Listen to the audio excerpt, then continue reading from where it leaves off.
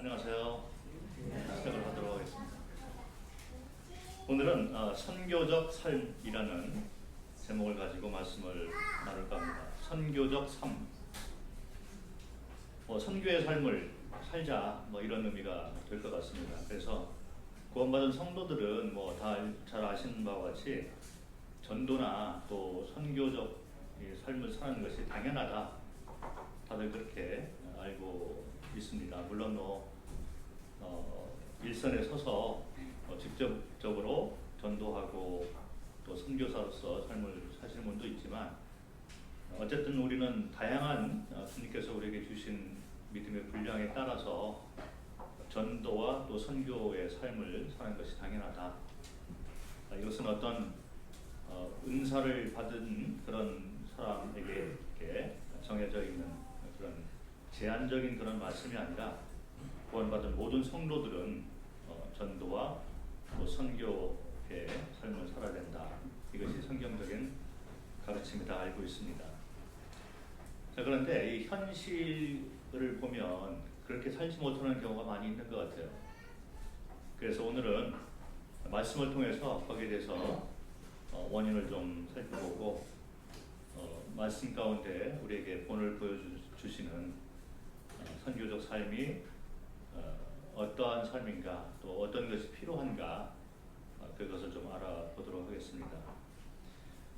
선교적 삶을 생각을 하면 사도행전이 생각나는데 그 가운데에서도 사도행전 16장을 보면 유럽 선교의 시작이 되어지는 이 빌립보성에서의 선교가 시작되는 장면을 우리가 볼 수가 있습니다. 그래서 사도행전 16장 9절부터 나와 있는 말씀 가운데 하나님께서 그 사람들을 어떻게 사용하시고 또 일꾼으로 쓰임받는 사람들의 삶의 이 필요 조건들이 어떤 것들이 있는가를 한번 살펴보기를 원합니다. 사도행전 16장을 보도록 하겠습니다.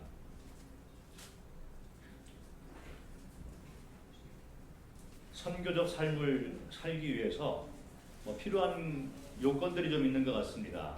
그 가운데 첫 번째로 생각할 수 있는 것이 비전이죠. 이 비전이 없는 삶이 참 애매한 삶이고 주님 보시기에 참 안타까운 삶이다라고 생각을 할 수가 있을 것 같습니다. 사도행전 16장 9절과 10절을 보면 같이 한번 읽겠습니다. 9절과 10절 같이 읽겠습니다. 시작. 밤에 환상이 바울에게 보이니 마게도냐 사람 하나가 서서 그에게 청하여 이르되 마게도냐로 건너와서 우리를 도우라 하거늘 바울이 그 환상을 보았을 때 우리가 곧 마게도냐로 떠나기를 힘쓰니 이는 하나님이 저 사람들에게 복음을 전하라고 우리를 부르신 줄로 인정하리라. 자, 이 바울 일행이 이제 마게도냐 지역 선교에 대해서 비전을 갖게 되는 장면을 우리가 읽었습니다. 그래서 9절에 나와 있는 것처럼 와서 우리를 도우라. 그 비전을 우리가 가질 필요가 있는 거죠. 그리고 10절에 나와 있는 말씀처럼 복음을 하나님이 우리에게 복음을 전하라고 부르셨다. 자, 이것이 이제 비전이 되는 거죠. 그래서 이 사도 바울 일행은 이와 같은 비전을 받고서 이제 그 사람을 돕는 자 그리고 복음을 전하는 이 복음 전도자의 삶을 사는 것을 하게 됩니다. 그래서 비전을 가지고 마게도냐 지방으로 이렇게 가게 되면서 빌립보에 이제 머물게 돼서 유럽 선교의 첫 시작이 되는 것을 우리가 볼 수가 있습니다. 그래서 선교적 삶을 살 때 맨 처음에 필요한 것이 이 비전이라는 거죠. 그래서 이 비전을 품고 이 일행이 이제 빌립보에서 복음을 전하기 시작을 하면서 유럽 선교가 시작됐는데 만약에 이 비전이 없는 상태에서 그냥 유럽 쪽으로 가지 않았다면 세계 역사가 아마 지금하고 좀 달라질 수가 있었지 않겠느냐라고 생각을 할 수가 있을 것 같습니다. 유럽이 이 기독교 이 복음이 들어가면서 역사가 바뀌는 장면이 여기서부터 시작되는 것을 우리가 알 수 있는 거죠. 자, 그래서 이 성경을 보면 사도 바울 일행은 이제 환상 가운데 주님이 이렇게 복음을 전하는 자로 세우신 이 비전을 갖게 되는 것을 우리가 볼 수가 있는데, 성경 말씀을 보면서 어떤 분들은 그렇게 생각할 수가 있을 것 같아요. 사도 바울이기 때문에 그런 비전을 가지고 꿈에 하나님이 나타나서 확실한 비전을 보여주는 것이 아니냐. 그런데 우리는 그런 것들을 받은 적이 없어요. 뭐 이렇게 생각을 하실 수가 있을 것 같은데, 사도 바울 일행은 환상 가운데 마게도냐 사람을 만났다고 하면, 자, 오늘날 현재 크리스천들은 말씀을 가지고 있습니다. 말씀이 이제 성경이 완성이 되어 있는 그런 시대에 우리가 살고 있으면서 말씀을 보면 더 명확한 말씀들이 너무 많이 나와 있는 걸 볼 수가 있는 거예요. 우리가 잘 알고 있는 그런 마태복음 28장 18절부터 20절 말씀에 너희는 가서 모든 민족으로 제자를 삼으라.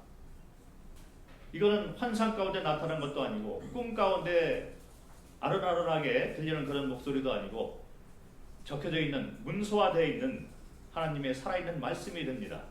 그래서 너희는 땅끝 모든 민족으로 제자를 삼으라, 이런 명령을 확실하게 우리에게 들려주신 것입니다. 명령이죠.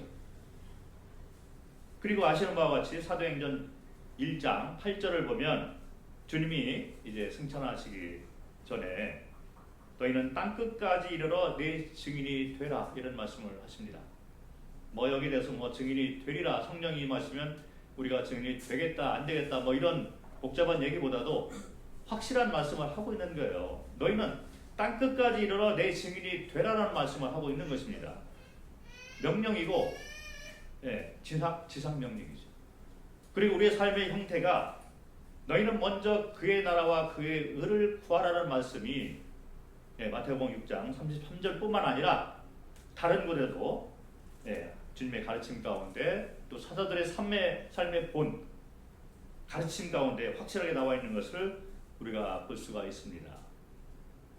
바울 일행이 봤던 환상보다도 더 확실한 말씀들, 또 여러 성경 구절을 우리가 가지고 있는 것이죠.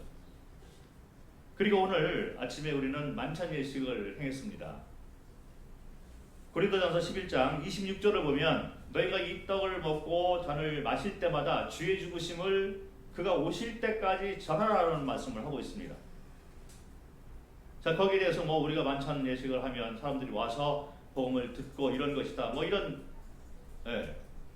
뭐 복잡한 해석을 하는 그런 것을 우리가 뒤로 다 남겨놓고 확실하게 우리에게 말씀을 하고 있는 거죠. 너희가 이 떡을 먹고 잔을 마실 때마다 주의 죽으심을 주님이 오시는 그날까지 전파하는 삶을 살아라라고 우리에게 떡과 잔을 통해서 말씀해 주고 있는 것입니다.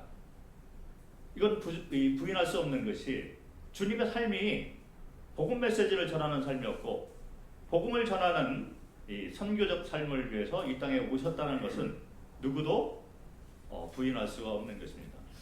그래서 앞에 있는 떡과 잔을 우리가 바라보면서도 확실하게 선교적 삶을 사는 것이 우리에게 정해놓으신 하나님의 명령이다, 우리를 이 땅에 남겨놓으신 하나님의 뜻이다라는 것에 대해서는 아무도 부정할 수가 없을 것입니다.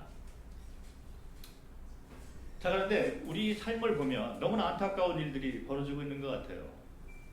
그것은 뭐 성도들의 삶뿐만 아니라 현대를 살고 있는 특별히 젊은이들 가운데 안타까운 그런 그 상황이 벌어지고 있는 것 같아요.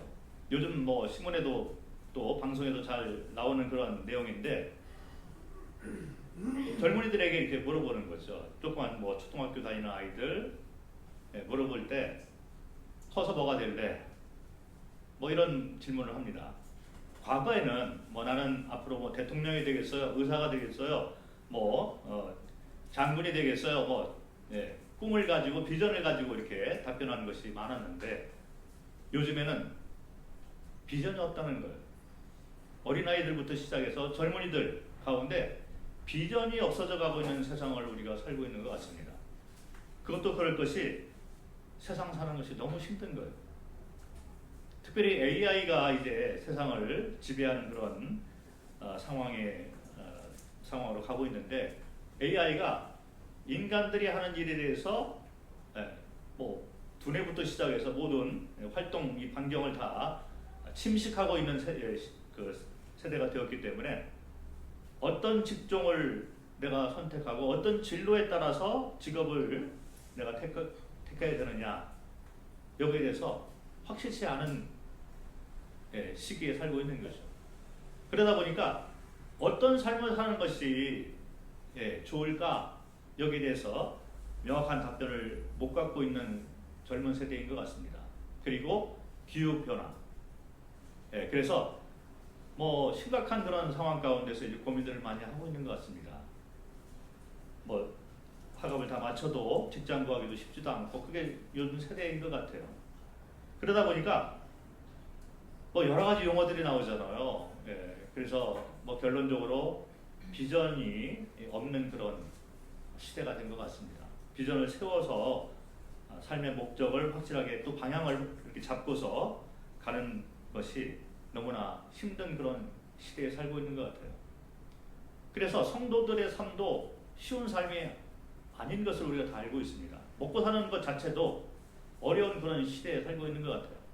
그리고 눈높이도 이제 높아져 있기 때문에 있다가 또 없는 삶을 살면 안 되잖아요. 다른 사람들은 가지고 있는데 내가 못 가지고 있는 것들이 많아. 그래서 경쟁의식도 생기고 그러다 보니까 성도들의 삶도 쉽지가 않은 것을 우리가 볼 수가 있습니다. 이 가운데 우리가 영적 비전도 없이 살고 있는 성도들이 너무 많이 있다는 거예요. 그래서 요즘 성도들의 이렇게 그 삶을 보면 주님 나라 확장을 위해서 주님을 섬기는 삶을 살 때 어떤 그 모습으로 살기를 원하느냐, 어떤 은사를 활용해서 어떻게 주님을 평생 섬기기를 원하느냐 이런 질문을 할 때 답변이 잘 안 나오는 것을 볼 수가 있습니다. 그러다 보니까 세월은 자꾸 흘러가는데 그냥 교회에 참석하고 왔다 갔다 하는 그런 모습으로 변화된 삶이 그런 성도들의 삶이 너무 많이 있다는 것을 우리가 볼 수 있는 거예요. 나이가 많은 그런 성도님들도 이제 뭐 어떤 책임들을 다 이제 좀 이렇게 벗어나게 되면서 그때 돼서 주님을 섬기려고 하는데 방향을 잘 못 잡고 사시는 분들이 너무 많이 있는 거예요. 그러다 보니까 교회와도 교제 중심, 우리끼리의 어떤 삶을 자꾸 이렇게 추구하게 되고 세상 사는 얘기, 그래서 이제 자녀들이 있으니까 자녀들 되고 큰 교회로 몰려서 살고 있는 그런 모습들이 너무 많이 있는 것이 우리의 교회의 모습, 또 성도들의 모습이 아닌가 이렇게 생각을 합니다. 제가 어떤 탈북민 사역을 하시는 탈북민 목사님이 있는데 제가 좀 개인적으로 알고 있습니다. 그래서 이분은 탈북을 해서 신학을 이제 남한에 와서 신학을 공부를 하고 목사가 됐어요. 그런데 이분이 어떻게 주님을 이렇게 믿게 되고 그 어려운 환경 가운데서도 어떻게 말씀을 대하고 그동안 좀 성장해서 탈북까지 하게 되는가 이 간증을 이렇게 들어봤는데 북한에서는 이제 이 말씀을 대하기가 힘들잖아요. 그래서 한때 주님이 이 뒷문을 열어가지고 중국 쪽으로 이제 많이 이 북한 분들이 가서 거기서 복음을 듣고 깨달은 분들이 많이 있다는 거예요. 그래서 말씀을 가지고 성경을 가지고 북한에 들어와서 복음도 좀 전하고 이렇게 하고 싶은 마음이 있는데 못 가지고 오잖아요. 그래서 어떤 분들은 다 암송을 합니다. 찬송가도 암송을 하고 그리고 어떤 분들은 조그만 휴지에다가 말씀을 자잘하게 써가지고 그거를 삼키는 거예요. 비늘에다 싸가지고 삼켜서 이제 대변을 보고 그거를 북한에 가서 풀어서 말씀을 전하려고 하는 그런 생존이죠. 신앙 자체를 유지하는 것 자체가 생존하고 연관되는 그런 환경 가운데서 살다가 남한으로 왔는데 그에 이제 그 주님을 섬기기 위해서 신학 공부를 하고 목사가 됐어요. 그래서 이제 전도사 생활부터 이렇게 쭉 잘하고 있는데 이분이 좀 큰 교회에서 학생회를 맡아서 섬길 때가 있었다는 거예요. 그런데 학생회를 하는데 학생들이 안 오는 거죠. 근데 오는 학생들이 있는데 또 애들이 지각을 합니다. 그리고 와서도 그냥 핸드폰 보고 있고 잡담하고 있고 졸고 있고 다 이렇게 하고 있는 거예요. 그러니까 칼보니 목사가 옛날 생각을 하면서 이게 도대체 이게 크리스찬들이냐 이게 교회냐 이래서 시간이 딱 돼서 문을 닫습니다. 학생회 이 장소에 문을 딱 닫는 거예요. 그러니까 애들이 늦게 오는데 지각을 하는 애들이 많은데 문을 닫으니까 못 들어오잖아. 오려면 오고 말려 말아라. 딱 시작되면 난 문을 닫겠다. 그러니까 옆에 있는 다른 목사들이 이 목사님한테 이제 책망을 하는 거야. 아니 한국을 몰라도 남한을 몰라도 너무 모르는 거 아닙니까? 요즘 애들은요 교회 자체에 오는 것도 너무 힘들어해요. 오는 아이들은 그래도 대단한 겁니다. 근데 그거를 문을 닫고 못 들어오게 하면 애들은 도대체 어떻게 하라는 겁니까? 남한을 좀 아셔야죠. 그러더라는 거예요. 그러거나 말거나 이 목사님이 계속 문 닫는 사역을 했어요. 근데 뭐 몇 년 동안 그 학생회를 계속 지속적으로 해왔다는 거죠. 자, 이것이 우리의 모습이 아닌가 이런 생각을 하게 됩니다. 비전이 없는 삶을 살고 있다는 거예요. 그러다 보니까 말씀드린 것처럼 큰 교회 다 갖춰져 있는 교회 가서 왔다 갔다 하는 삶을 살기를 원하는 거예요. 편한 삶. 그리고 모여도 우리끼리의 교제를 중시하고 세상 사는 얘기, 건강 얘기, 어디로 놀러 갈까, 맛집이 어딜까 이런 것만 추구하는 그런 삶을 살고 있다는 거죠. 개척을 해서 복음을 전해? 나는 힘들어서 할 수가 없어. 전도의 삶을 살아? 선교적 삶을 살아? 거기에 대한 비전을 가지고 살지 못하는 것이 현대 크리스찬들의 특별히 한국 같은 그런 조금 이제 경제적으로 발전되어 있는 나라들의 그 교회들의 모습이 아닌가 생각을 합니다. 너무나 안타까운 거죠. 뭐 제가 꼰대가 되기는 원치 않지만 옛날 얘기를 좀 하면 옛날에는 구원받으면 다 그렇게 주님을 위해서 살도록 했던 것 같아요. 저도 뭐 어리버리한 형제였지만 그래도 내가 무엇을 위해서 사는 것이 가장 좋을까 고민하다가 복음 전하는 삶이 가장 가치 있는 삶이다 해서 선교사로 나가서 이제 그렇게 살고 여기 와 있는데 과거에는 구원받은 자매님들도 사역자의 부인이 되고자 하는 그런 꿈이 있었던 것 같아요. 자, 그런데 현 시대는 그렇지 않은 것 같습니다. 복음 전하기도 쉽지 않고 이웃이 어떤 사람이 살고 있는지도 잘 모르는 그런 사역 가운데 우리가 살고 있는 것 같아요. 이것이 세상의 모습이라면 교회는 그렇게 돼서는 안 되겠다는 거죠. 그런데 교회가 그렇게 흘러가고 있는 것을 바라보면서 너무나 안타까운 마음이 있습니다. 뭐 잘 아시는 바와 같이 과거에는 선교를 보면 보내든지 가든지 이 두 양상을 가지고 우리가 선교의 삶을 살았던 것 같습니다. 저 같은 경우는 간 사람이고 보낸 분들이 또 있는 거죠. 그래서 한국에서 기도하고 함께하고 이런 분들이 있어서 가든지 보내든지 이런 삶을 살았던 것이 과거의 선교 방향이었다면 지금은 그렇지 않습니다. 잘 아시는 바와 같이 우리 주변에 수많은 외국분들이 와 있는 거예요. 그런데 복음을 못 들어봤어. 분들이 너무 많이 있다는 거죠. 그리고 한국 젊은이들도 뭐 대학가가 4% 미만이다. 한국 대학생 자체도 복음을 모르는 그런 학생들이 너무 많이 있는 것을 우리가 알고 있습니다. 그리고 다문화 가정이 너무 많이 들어와 있는 거죠. 한국에 외국 노동자들도 300만이 거의 됩니다. 반면에 한국의 위상이 점점 높아져서 K-뷰티, 뭐 K-드라마, 그리고 뭐 팝송이라든지 음식, 문화 한글 자체를 배우자 하는 전 세계 사람들이 열광을 하고 있는 거예요. 위상은 높아지고 조건은 오히려 과거보다 훨씬 더 좋아진 것 같습니다. 선교적 삶을 살기에 너무나 좋은 조건 가운데 우리가 살고 있는데 문제는 뭐냐? 구원받은 성도들이 비전이 없이 살고 있다는 이것이 가장 큰 문제가 되는 것 같습니다. 주변에 도와달라 하고 외치는 사람들이 많이 있는데 비전을 가지고 살지 못하는 거예요. 그래서 돕는 삶에 대해서 비전이 없는 삶, 외치는 삶을 살라고 성경을 말하고 있는데 외칠 만한 그런 메시지 자체도 잘 이해를 못하고 복음은 본인이 복음을 깨달았다고 하는데 복음에 대해서 전하는 법을 모르고 전해본 적도 없고 교회도 그냥 왔다 갔다 하고 사는 성도들이 너무 많이 있는 것, 그것이 문제인 것 같습니다. 그래서 이 선교적 삶을 살기 위해서 첫 번째 우리는 비전을 가지는 것으로부터 시작을 해야 된다.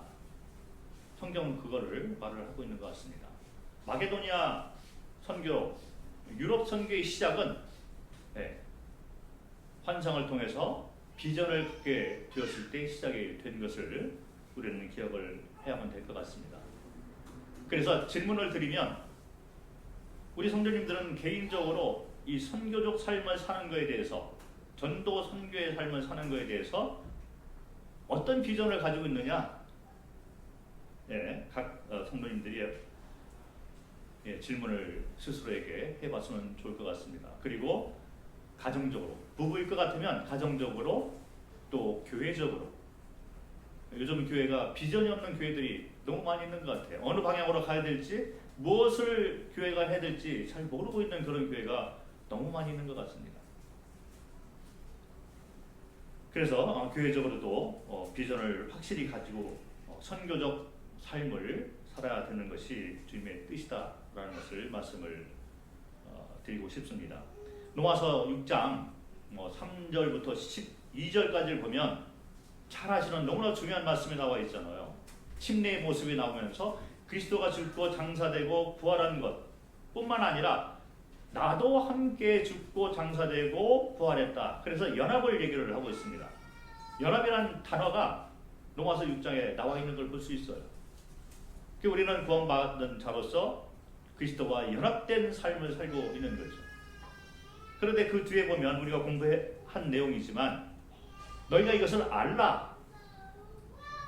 그리스도가 죽은 것은 아는데 내가 함께 죽었다는 것은 모르고 살고 있는 분들이 너무 많기 때문에 이것을 너희가 알라. 너희는 같이 죽고 같이 사는 자, 연합된 삶을 사는 자가 되었다. 이거를 알고 살아라. 알라는 단어가 있습니다. 그리고 그 다음에 여겨라. 자, 이제 지식으로 끝나는 것이 아니라 이것을 너의 신앙으로, 믿음으로 너희 삶과 연결시키는, 적용하는 삶을 살아라. 그래서 여겨라라는 단어가 있습니다. 거기서 끝나는 것이 아니라 이제 믿음으로 이것을 받았다면 너희 삶을 드려라. 드려라라는 단어까지 나와 있는 걸 볼 수 있어요. 너희 삶을 하나님을 위해서 의의 무비로 드리는 삶을 살라. 그래서 알라, 여겨라, 드려라. 확실한 명령을 하고 있는 거죠. 이것은 비전을 가지고 살아야 되는 성도들을 향한 하나님의 명령이요, 또 방향을 제시하는 말씀. 목적을 가지고 사는 삶에 대해서 확실하게 선포한 그런 말씀이 됩니다. 그래서 선교적 삶을 살기 위해서 사도행전 16장 마게도니아 선교를 바라보면서 첫 번째 우리가 가져야 될 것은 비전을 갖자. 개인적으로, 교회적으로, 또 부부간에, 가정적으로 비전을 가지고 삶을 살자. 그리고 두 번째는 사도행전 16장에 자주 나오는 단어가 있습니다. 어떤 단어냐면 기도라는 단어가 많이 나와요. 자, 사도행전 16장을 보도록 하겠습니다. 마게도니아 선교를 위해서, 유럽 선교를 위해서 이제 바울 일행이 빌립보에 도착을 했는데 빌립보에 가보니까 아는 사람이 없습니다. 그리고 빌립보 이 성은 뭐 공부를 좀 하신 분들 아시겠지만 유대인들이 적은 그런 지역이었어요. 그러다 보니까 회당이 아직 없습니다. 그래서 이 사도 바울의 이 선교 이 방향을 좀 보면 유대인들이 있는 곳에 가서 회당에 들어가서 복음을 전하는 것들이 많이 나와 있는데 빌립보 성에는 회당 자체가 없습니다. 그리고 유대인들 자체가 그렇게 많지 않은 그런 지역이었는데 그러면 무엇을 어떻게 해야 되느냐? 어디에서부터 내가 선교적 삶을 살아야 되느냐? 할 게 없잖아. 어떻게 해야 될지도 모릅니다. 그러다 보니까 기도를 먼저 시작하는 걸 볼 수가 있는 거예요. 선교적 삶의 생명줄이라고 할 수 있는 것은 뭐냐면 기도가 됩니다. 그래서 사도행전 16장 13절을 보면 이제 빌립보 성에 도착을 해서 거기서 좀 머물다가 13절에 보니까 안식일에 우리가 기도할 곳이 있을까 하여 문밖 강가에 나가 거기 앉아서 모인 여자들에게 말하는데 14절에 누디아라 시에 있는 자색 누아디아 시에 있는 자색 옷감 장사로서 하나님을 섬기는 누디아라 하는 한 여자가 말을 듣고 있을 때 주께서 그 마음을 열어 바울의 말을 따르게 하신지라. 누디아를 만나게 된 거죠. 첫 번째 유럽 선교의 첫 번째 열매가 됩니다. 자, 그런데 이 영혼을 어떻게 얻게 되었는가를 보면 기도가 나와 있는 걸 볼 수 있는 거예요. 기도하러 갔는데 거기서 여인들을 만나고 그 가운데 하나님을 사모하는 사람이 있었다. 영혼을 만나게 돼, 준비된 영혼을 만나게 된 것을 볼 수가 있습니다. 그래서 선교적 삶을 살 때 비전을 가져야 되고 그 다음에 우리는 기도의 삶을 살아야 될 필요가 있는 것 같습니다. 16절에도 또 기도라는 말이 또 나와 있어요. 16절에 보니까 16장 16절 우리가 기도하는 곳에 가다가 자 이번에는 반대하는 대적자를 만나게 됩니다. 귀신 들린 여종을 만나게 되는 거예요. 그래서 자꾸 이제 뭐 조롱하는 말을 자꾸 하니까 바울이 이제 귀신을 쫓아냅니다. 그리고 이 여종의 주인 이 점을 보고 뭐 이렇게 하면서 수익을 많이 얻었는데 귀신이 이제 나가게 되니까 사업이 이제 끊기게 된 거예요. 그러니까 고소를 하고 그렇게 해서 바울 일행이 이제 매를 맞고 핍박을 당하게 됩니다. 어쨌든 이 대적을 만나고 상황이 변화가 되는 이런 역사도 기도하는 가운데 기도하러 가는데 일어났던 것을 우리가 볼 수 있는 거예요. 그래서 사람을 만나거나 어떤 사건이 일어나거나 선교지에서는 기도가 필수적이라는 것을 우리가 알게 되는 것입니다. 그리고 핍박을 당하고 이제 결국에는 많이 매를 맞은 후에 감옥에 갇히는 바울 일행을 우리가 볼 수가 있습니다. 그래서 25절을 보니까 한밤중에 바울과 실라가 기도하고 하나님을 찬송하며 죄수들이 듣더라. 감옥 안에 갇혀 있는데도 바울은 기도를 하게 되고 그리고 찬양을 하는 모습을 우리가 볼 수가 있습니다. 꼬라고 얘기하는데 이게 발목을 묶는 형틀을 얘기를 하고 있는 거죠. 그래서 감옥에 갇혀 있고 아주 그 험한 그런 장소에 묶여져 있는데 발목도 이렇게 묶여져 있는 그런 상황에서도 기도하는 바울 일행을 우리가 볼 수가 있습니다. 기도할 때 기적이 일어나는 것도 성경은 말을 하고 있어요. 지진이 일어나서 이제 문이 열리고 이 발에 묶여있던 이 형틀이 다 풀려나고 너무 놀라운 기적을 겪게 됩니다. 그 시작은 기도로부터 시작되는 것을 우리가 볼 수가 있는 거예요.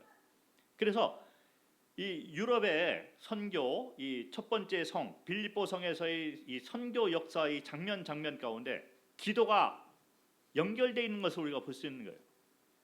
선교적 삶을 살기 위해서 우리는 기도의 삶을 반드시 살아야 되는 필요가 있다는 것입니다. 왜 그러느냐?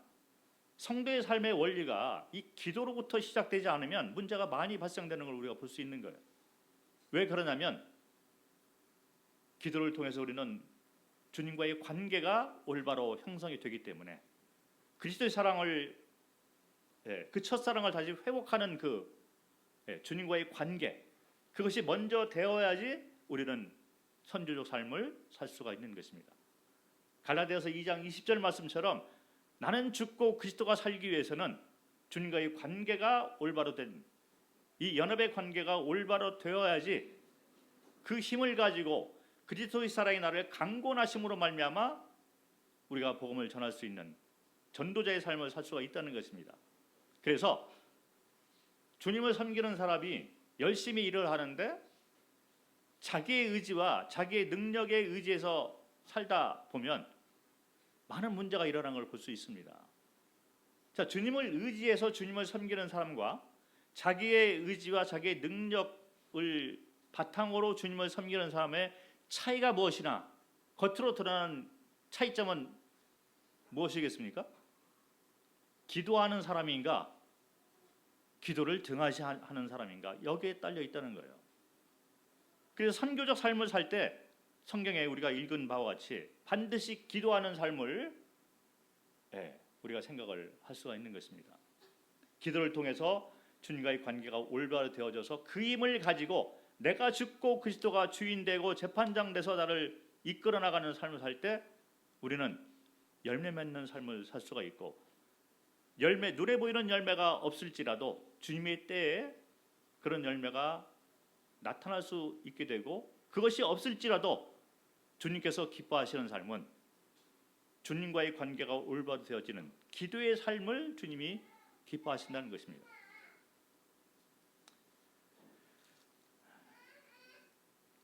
그리스도 예수의 그 두 계명을 우리가 항상 기억을 해야 되는데, 첫 번째 계명이 하나님을 사랑하라. 하나님을 사랑하는 그 사랑의 강권하심을 통해서 우리는 두 번째 계명, 이웃을 사랑할 수가 있다는 것입니다. 그래서 하나님과의 관계를 우리가 생각을 할 때 기도하지 않는 성도는 방향을 잘못 잡고 잘못 서 있는 상태라고 우리가 생각을 할 수가 있는 것 같습니다. 요즘에 우리가 CBF 사역을 위해서 기도하고 이렇게 있는데, CBF 사역 가운데에도 서울 CBF가 저는 참 돈이 잘 되고 있다라고 생각을 하고 있어요. 개인적으로 너무 감사한데, 그리고 오늘 오전에도 잠깐 명진님하고 이렇게 대화를 나눴는데, 학교 캠퍼스에서 복음을 전하는 삶을 사는데 기도하는 장소를 먼저 구하고 있는 거예요. 올바른 방향을 잡고 있는 것입니다. 서울 CBF가 열심히 이제 주님을 배우고 이것저것 배우려고 이렇게 하는데 기도회가 있어요. 수요일마다 청년들이 모여서 직접 대면해서 이렇게 모이지는 어렵잖아요. 다들 바쁘고 그러니까. 그런데 줌을 통해서 기도하는 시간을 갖고 있습니다. 매주 정기적으로 기도를 하고 있는 거예요. 자, 그럴 때 저는 열매가 있다고 생각을 합니다. 그리고 거기에 참석하는 각 성도들의 마음 가운데 주님의 사랑이 담겨 있기 때문에 주님이 기뻐하시는 사역이 될 것이다. 올바른 방향을 잡고 가는 거다. 그래서 저희 마음 가운데 너무 감사가 되고, 서울 CBF나 또 캠퍼스에서 복음을 전할 때 기도부터 시작하는 그 모습은 우리 모두가 배워야 될 그런 모습이라고 생각을 합니다. 그래서 저는 동대문교회가 청년회가 이렇게 있어요. 열심히 배우고 열심히 하려고 하는데 청년회 기도회가 있을까? 기도를 위해서 한번 다시 이렇게 기도회를 이렇게 그 시간을 맞춰서 청년부터 시작해서 기도하는 시간을 갖고, 디모데 반 어떻게 해야 될지 모르잖아요. 주님을 배우고 싶고 디모데 반을 통해서 서로 교제하고 서로 세워주고 주님을 전하는 그런 삶을 살기를 원하는데 어디서부터 시작을 할까?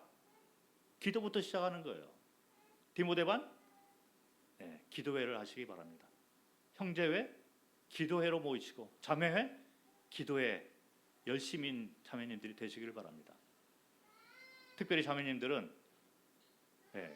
사역의 중심이 되는 분들이에요. 그런데 왜 그런 말을 할 수 있냐면, 자매님들의 이 모습 가운데 기도하는 모습이 가장 아름답고, 기도하는 자매님들이 가정을 세우고 교회를 세우고 주님 나라를 세우는 것을 우리가 알 수가 있는 것입니다. 그래서 기도는 전도 선교적 삶의 생명줄이다. 기도부터 시작을 하자. 이렇게 말씀을 드리고 싶습니다. 그리고 이제 세 번째는 그렇게 비전을 가지고 기도하는 삶을 살다 보면 그 모습이 어떻게 나타나는가를 우리가 살펴볼 수가 있는데 한결같은 삶을 사는 거예요. 제가 88년도에 이제 선교 훈련을 받으러 가서 저는 88년도부터 2018년에 제가 은퇴를 했는데 30년 동안 선교하고 연관된 삶을 살았는데 한결같음이라는 단어를 생각할 때 너무나 맞는 말씀이다 이렇게 생각을 하고 있습니다. 사도행전 16장에 나와 있는 이 선교의 어떤 그 원리화되어진 이 모습들을 바라보면서 제가 어느 부분은 동감하고 공감하는 그런 부분이 있는 것 같아요. 너무나 현실적인 문제를 이렇게 써놨기 때문에 선교사의 삶을 사는 사람들은 어느 정도 공감하는 것이 있습니다. 그 가운데 하나가 뭐냐면 한결같음이에요. 변하지 않는다는 거죠. 왜 우리가 한결같은 삶을 살 수가 있느냐? 비전을 가지고, 확실한 비전을 가지고 그 비전을 이뤄나가는데 우리 힘으로는 할 수 없는데, 그래서 무릎을 꿇고 엎드려지는 삶을 사는 기도의 삶을 살게 되다 보면 그 모습이 한결같은 삶으로 나타날 수밖에 없다는 것입니다. 일부러 우리가 율법적으로 내가 한결같은 삶을 살아야지, 내 의지를 가지고 한결같은 삶을 살아야지, 이것이 아니라 확실한 비전을, 그 말씀을 붙잡고 삶을 사는 사람, 그리고 그것을 이뤄나갈 때 내가 죽고 그리스도가 사는 기도의 삶을 사는 그런 모습이라면 한결같은 삶으로 나타날 수밖에 없다는 것입니다. 여기 사도행전 16장에 나와 있는 이 모습들을 보면 변화무쌍하다, 이 단어가 맞는 것 같아요. 자, 여기 처음에 기도하러 갔을 때 여자들을 만나고 이제 준비된 영혼을 만납니다. 누디아라는 하나님을 사랑하는 그 여인을 만나게 된 거예요. 준비된 영혼이죠. 자, 그런데 그 다음에 똑같이 기도하러 나갔는데 다른 사람을 만난 거예요. 귀신 들린 여인을 만나게 됩니다. 그리고 이 귀신이 쫓겨나는 장면을 보고 주변에 있는 사람들이 하나님이 더 크신 분이구나, 복음을 듣고 구원받을 만한 그런 기회가 더 많이 있었는데도 불구하고 사람들이 대적을 하게 됩니다. 그래서 이 주인의 말을 오히려 잘 듣고 그리고 고소를 해서 상황이 완전히 바뀌는 걸 볼 수 있는 거예요. 누디아에게 복음을 전하고 구원받게 되고 그 가족이 이제 구원받아서, 어떻게 보면 인간적으로 생각을 해보면 우리가 흥분할 수 있잖아요. 너무 감사하고 기쁨이 넘치고, 야, 이제 드디어 빌립보에서 처음 열매를 얻었으니 이제부터 하나님이 역사하겠구나. 그래서 교회가 세워지고 주님이 쓰시겠구나, 사역이 잘 되고 있네, 업돼 있는 그런 감정을 우리가 가질 수 있는데, 그 다음에 기도하러 갔을 때 귀신 들린 사람을 만나게 되면서 상황이 완전히 뒤바뀌어 있는 것을 볼 수가 있습니다. 준비가 안 돼 있는 것뿐만 아니라 여기 있는 사람들은 대적자들이에요. 핍박자들이고 거짓 고소를 하는 자들이 되는 것입니다. 그리고 난 다음에 그 다음에 이제 감옥에 갔는데 거기서도 기도를 하잖아요. 그러면서 기적이 일어나는데 그때 만난 사람은 준비가 전혀 안 돼 있는 군인이죠. 잔인하고 규율에 따라서 평생을 살았던 그 간수를 만나게 되는데 전혀 하나님을 사모하는 마음도 없었고, 그러니까 자결을 하려고 하잖아요. 준비되어 있는 영혼이 아닌 것입니다. 자, 그런데 거기에서 또 구원의 역사가 일어나는 것을 볼 수가 있는 거예요. 누디아처럼 준비된 영혼을 만날 때도 있고, 대적자도 만날 때도 있고, 준비가 전혀 안 된 영혼을 만날 때도 있는데 바울이 행한 모습은 한결 같았다는 거죠.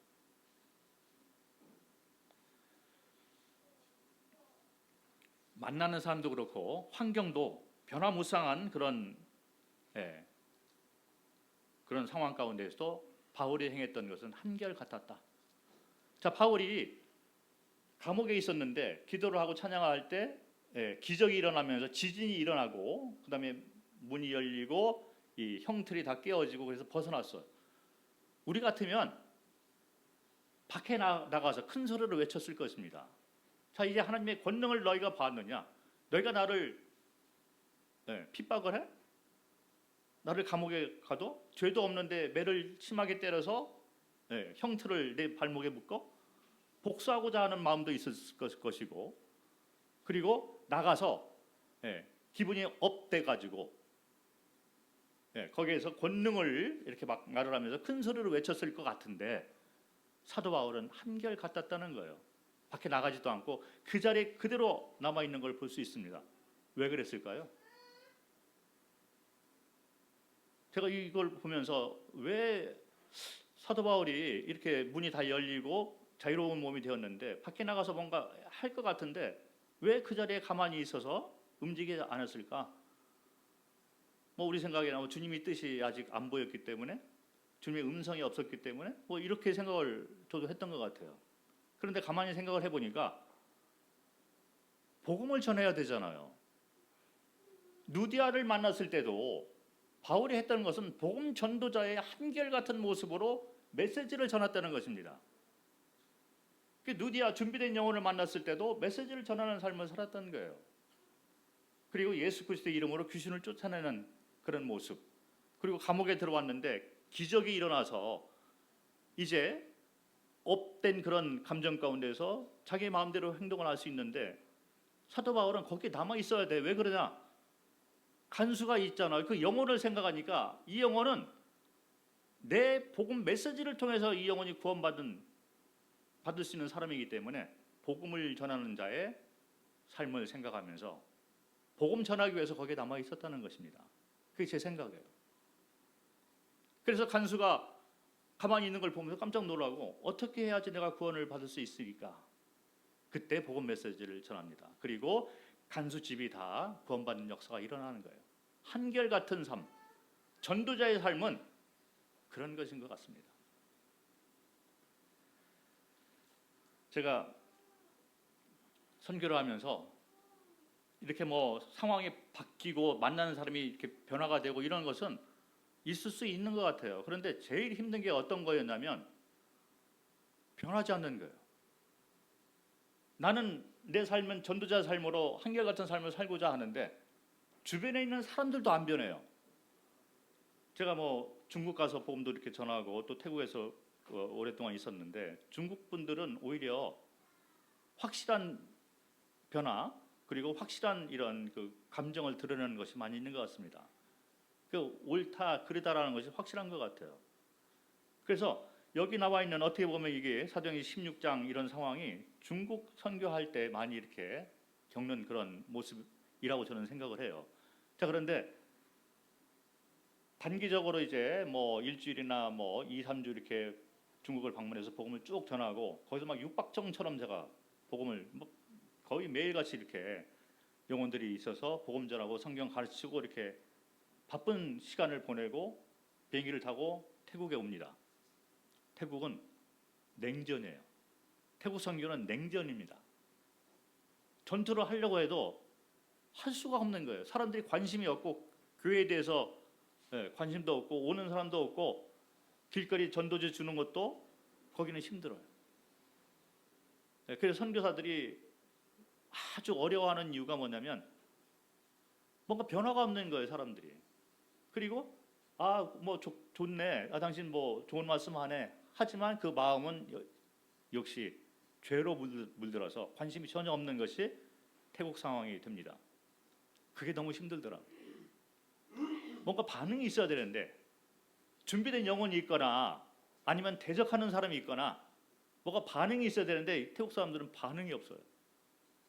그게 너무 힘들더라고요. 자, 그런데 20몇 년 동안 거기서 있으면서 한결같음에 대해서 배우는 거예요. 그러거나 말거나 나는 전도자의 삶을 사는 것이 내가 받은 비전이고 이것을 이뤄나가는데 내가 힘들지만 눈앞에 보이는 열매가 많지 않지만 그러나 기도하는 가운데 주님의 역사를 내가 바라보면서 살았던 것 같습니다. 그래서 이 한결같음이 선교적 삶을 사는데 상당히 중요하다는 거죠. 그런데 이런 삶을 살기 위해서는 확실한 비전과 기도하는 삶이 먼저 우선이 되어야 되는 걸로 이해를 하면 될 것 같습니다. 제가 NTM에 있었잖아요. NTM에 태국 가서도 NTM에 한 5년여 정도 거기 소속돼서 같이 이렇게 동역을 했던 것 같습니다. 그런데 NTM에 있을 때 동료 선교사 한 분을 알게 됐어요. 근데 그분은 뭐 저희보다 선배죠. 미국 분인데 NTM은 부족 선교를 합니다. 그런데 태국에 부족이 언어가 한 62여 개 언어가 있어요. 그런데 그 가운데에서도 옐로 리브라는 부족이 있어요.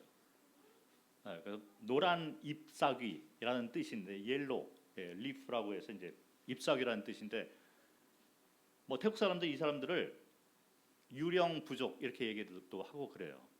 근데 왜 그러냐면 이 사람들이 사는 것이 이제 융업민이 되는 거예요. 산 깊숙한 곳에 정글에 가서 살고 있는데 집을 어떻게 짓냐면 바나나 잎사귀 있잖아요. 바나나 잎사귀가 큽니다. 그걸 이렇게 뜯어다가 엮어가지고 이제 지붕을 이렇게 하고 있는 거예요. 지붕을 만들어가지고 그 안에 들어가서 살고 그런데 바나나 잎이 처음에 뜯을 때는 이게 파랗잖아요. 그런데 이 색깔이 노랗게 변할 때 되면 옮길 때가 되었다라고 생각을 하는 거예요. 그래서 이 사람들은 노란 이파리 부족이다. 그래서 노란색으로 변화되면 다른 곳으로 이주를 하는데 순식간에 움직여요. 자, 그런데 이 부족의 인구는 현재 존재하는 인구는 100여 명이 될까? 제가 태국에 있을 때 제 동료가 거기 그 부족을 위해서 오랫동안 선교를 했어요. 저희가 들어갔을 때보다 한 10여 년 전에 들어와서 이 옐로리브 이 부족에 복음을 전했던 그런 사역을 계속 했었습니다. 그런데 뭐 저희는 같은 선교사이기 때문에 이제 이런저런 얘기를 하는데 고충이 있는 거예요. 복음을 전하는데 뭐 말도 이제 배우고 그렇게 해서 이 선교사가 같이 정착을 해서 이 사람들의 삶을 이렇게 좀 변화시키고 좀 장기적으로 이렇게 복음도 전하고 뭐 언어도 배우고 또 이 언어를 이제 그 좀 이렇게 사전 같은 걸 만들어 가지고 문맹 퇴치를 하고 그걸 통해서 또 성경을 번역하고 이렇게 하는 것이 선교사 삶인데 이분들은 한 곳에 정착을 안 하고 있는 거예요. 그러다 보니까 한 달 정도 이렇게 있으면서 같이 있으면서 복음을 전하고 이렇게 뭔가 이렇게 해보려고 그러는데 딱 아침에 일어나는데 아무도 없는 거예요. 그러다 보면 이제 또 찾으러 다닙니다. 계속 쫓아다니면서 찾았는데 어떤 부족 사람은 다른 부족의 종노릇을 하고 있는 노예로 이렇게 끌려간 사람도 있고 그러니까 그 사람들 다 또 이렇게 모아다가 한 곳에 또 정착시키고 그렇게 해서 또 뭔가 이렇게 좀 하려고 하면 또 없어지는 거예요. 그래서 유령 부족이다라는 이름을 가지고 있어요. 한 곳에 정착을 못하는 그런 부족입니다. 그런데 이분이 40년 넘도록 그 일을 하고 있는 거예요. 열매가 있을까? 없는 거예요. 저희가 같이 있을 때는 없었어요. 그 NTM 자체도 그렇게 오랫동안 몇십 년 동안 복음을 전하고 함께 있는데 이렇게 열매가 없다면 정책을 바꿔야 되는 거 아니냐? 그렇게 자꾸 이제 얘기도 하고 그러니까 이분이 NTM을 나왔어요. 그래서 아직도 하고 있는지 모르겠습니다. 연세가 좀 있으신 분이겠죠.